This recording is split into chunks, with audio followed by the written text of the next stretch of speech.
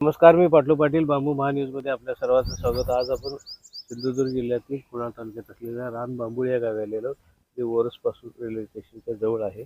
आणि संतोष खोत यांची ही जी बांबू शेती आहे, कंद विशेषतः ते महाराष्ट्रातल्या बांबू शेतकऱ्यांच्यासाठी लागवड करण्याला कंद देतात. आणि त्याने त्या कंदामधली काही लागवड आपल्याकडे पण केलेली आहे.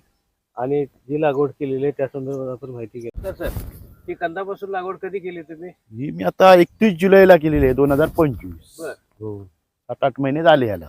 7-8 महिन्यांनी कोंब पण आले का? हो, कोंब चांगल्या प्रकारे आलेले आहे. कुठल्या कुठल्या जातीची कंद लावली? भोर आणि मानगा जे मार्केटात दोन चाललं आहेत त्यात लावतो आपण.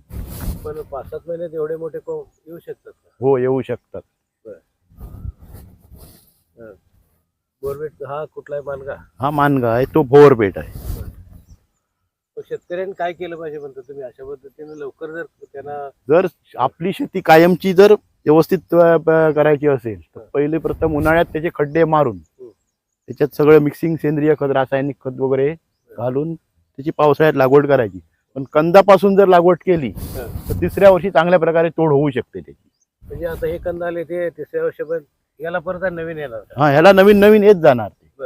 हो, म्हणजे तिसऱ्या वर्षी तोड चालू झाली त्यांची. किती एका बेटामध्ये किती येऊ शकतात तिसऱ्या वर्षापर्यंत? 20 पर्यंत भेटू शकतो. आणि ते मग दरवर्षी 20-20 असे 20-25 तोडायची. हे कुठलं आहे खालचं? हे तुम्ही म्हणताय ती ही भोर बेड आहे. हो, याला फ्लॉवरिंग वगैरे काय येत नाही. ही एकदा लावली ना कायमची झाली ती. याला फ्लॉवरिंग नाहीच आहे, तेव्हाच येत नाही त्याला.